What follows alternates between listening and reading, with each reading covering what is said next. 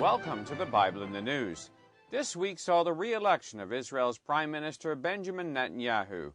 Haaretz, Israel's leftist newspaper, ran the headline, "Netanyahu's Magic Act," and had the following to say. No one expected this election's startling drama. Certainly no one envisioned the numbers that have emerged. Not the pollsters, who need to thoroughly re-examine their conclusions, nor the polished political players who painted a completely contradictory reality from the one that arose Wednesday morning. Not even the veteran analysts could translate their experience and seniority into more accurate figures. The truth is that not even sworn optimists among Likud supporters could have predicted the election results. Prime Minister Benjamin Netanyahu can say Wednesday morning what Menachem Begin said when he rose from his sickbed on the eve of his surprising 1977 election victory. "I have been resurrected." End quote. Netanyahu has undergone a massive media assault, as Haaretz conceded. This amazing achievement is mainly a personal one for Netanyahu. He endured massive attacks in the press in recent months, and not only survived them, but apparently was boosted by them. Well, to the world, Netanyahu's victory is magic because it was not expected, especially with all the negative media he was receiving. Obama certainly didn't want him to win. Well, what the world and its politicians, media spin doctors, and public opinion manipulators fail to understand is a fundamental biblical principle.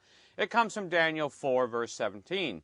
We read, "This matter is by the decree of the watchers, and the demand by the word of the holy ones, to the intent that the living may know that the Most High ruleth in the kingdom of men, and giveth it to whomsoever he will, and setteth up over it the basest of men." End quote.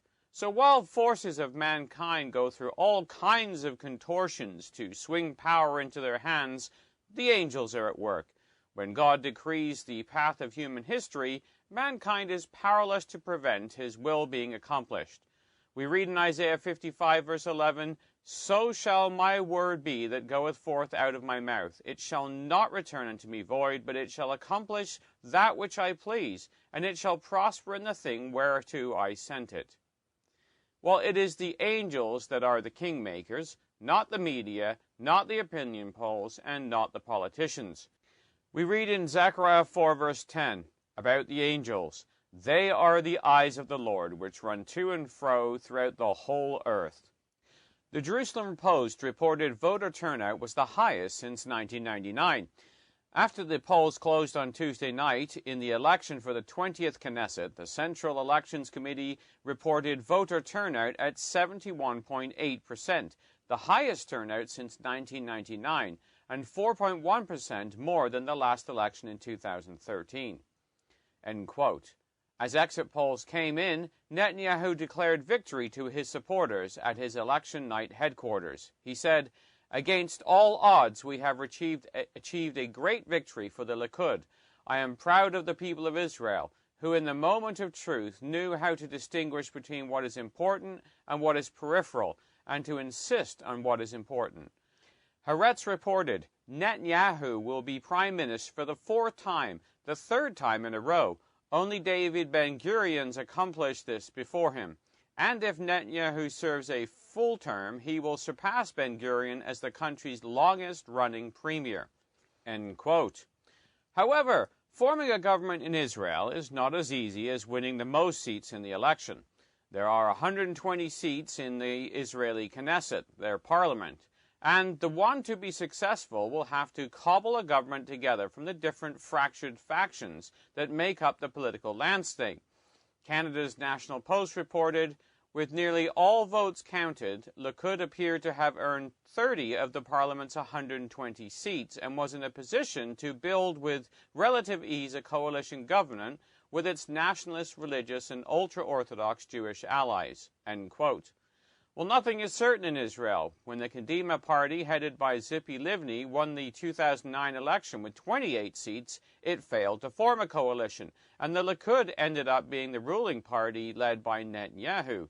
The Jerusalem Post reported, The premier said that he had already spoken with the heads of parties that he plans to invite into his coalition, including Beit Yehuda chief Naftali Bennett, Kaluna's Moshe Kalon, Yisrael Netanyahu head Avigdor Lieberman, Shas leader Arieh Deri, and United Torah Judaism representatives Yaakov Litzman and Moshe Gafni. The Prime Minister plans to immediately begin forming a government in order to complete the task within 2 or 3 weeks." End quote. While we wait to see the political alliance that will be sewn together, what is perhaps the most significant in this election is the swing toward the right by the Prime Minister to secure his return to power.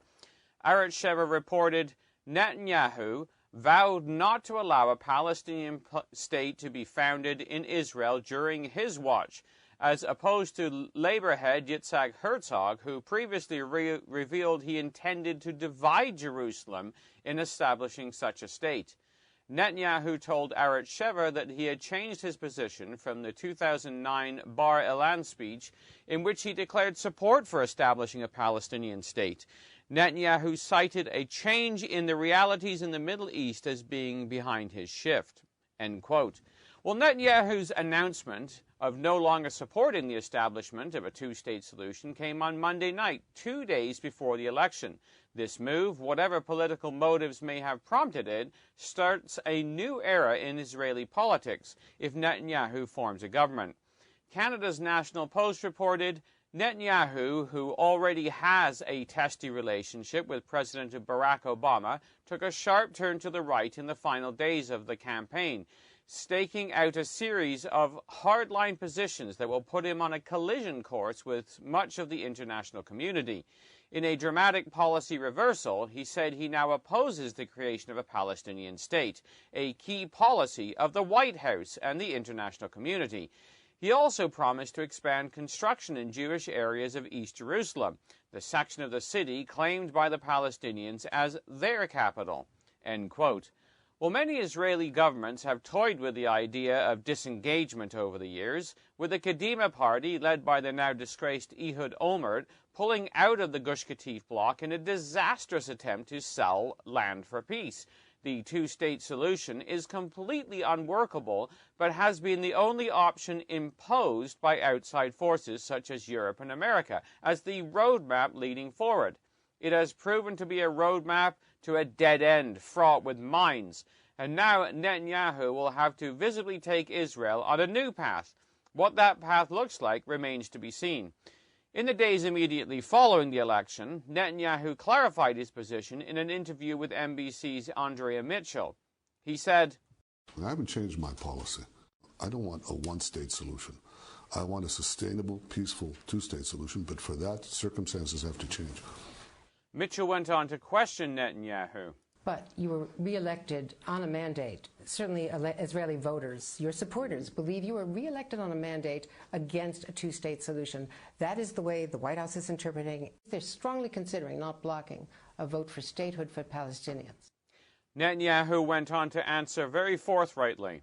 Well, first of all, that state would become a terrorist state. So we need the conditions of recognition of a Jewish state and real security in order to have a realistic two-state solution. Well, Obama's reaction is concerning for many. In his article entitled White House Rethinking Israel Ties, Peace Process Rules, Neil MacDonald of CBC News had the following to say. Repeatedly, President Obama's aptly named spokesman, John Earnest, told reporters Thursday the U.S. is rethinking and reevaluating and reconsidering its decades-long unwavering support of a negotiated solution for the Israeli-Palestinian conflict. The days of Washington automatically supporting Israel at the UN, striving to protect it from international isolation, may be over. That foundation has eroded, said Earnest. It means that our policy decision needs to be reconsidered. The president's spokesperson was happy to provide everyone with the reason for America's change of heart. Benjamin Netanyahu's pre-election declaration earlier this week that shattered finally the idea of the peace process. I use quotation marks deliberately. The peace process has been a fiction for many years, if it was ever real at all.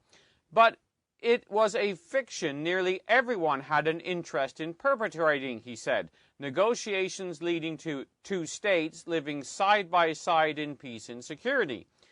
For the record, Ernest repeated America's abiding support for that ultimate objective Thursday, but he added, now our ally in these talks has said that they are no longer committed to that solution.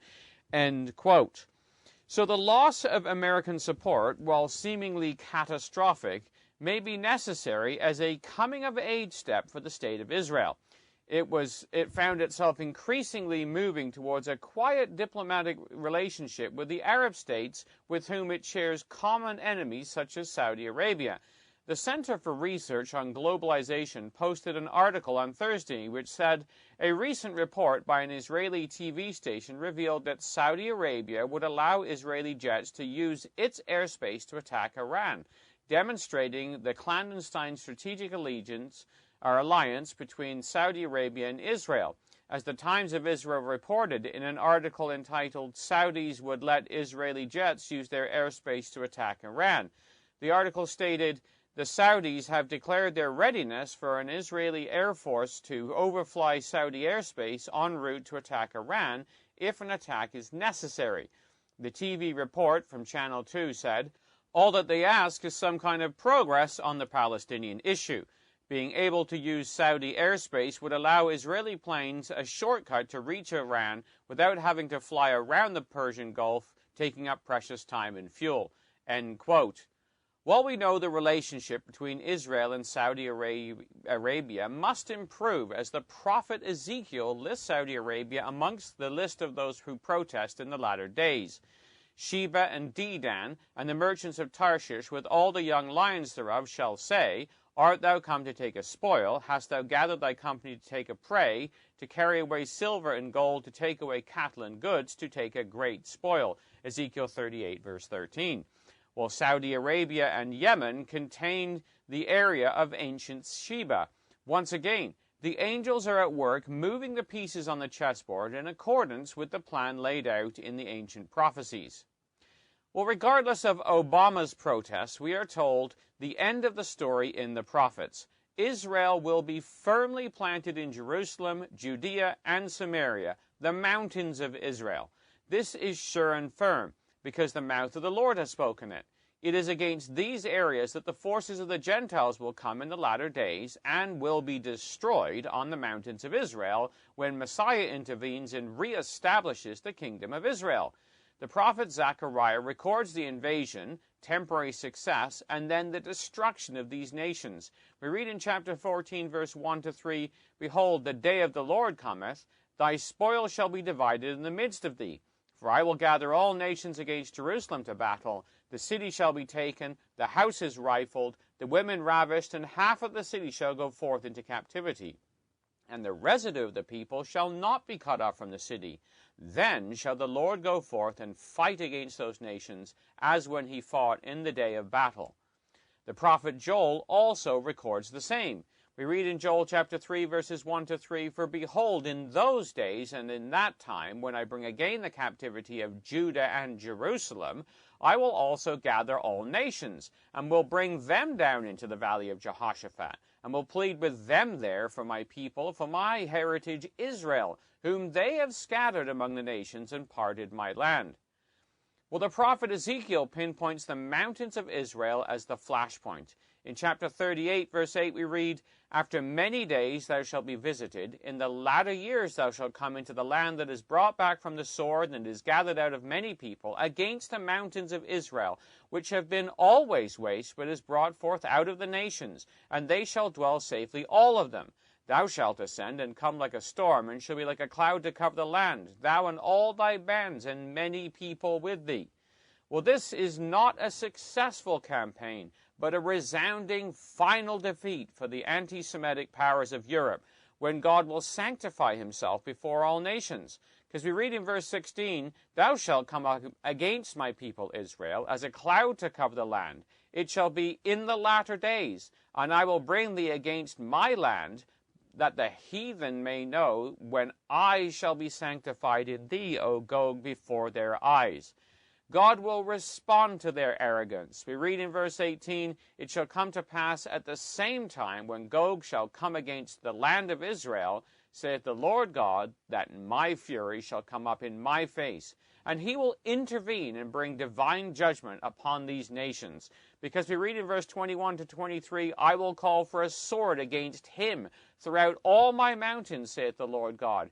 Every man's sword shall be against his brother. And I will plead against him with pestilence and blood and with rain, and will rain upon him and upon his bands and upon the many people that are with him, and overflowing hail and great hailstone, fire and brimstone. Thus will I magnify myself and sanctify myself, and I will be known in the eyes of many nations, and they shall know that I am the Lord." So we can expect to see the further development of Israel upon the mountains of Israel, because this is what the mouth of the Lord hath spoken. It is his land, and he has given it to his people, and all nations will learn this eventually. For the Bible in the News, this has been Jonathan Bowen joining you.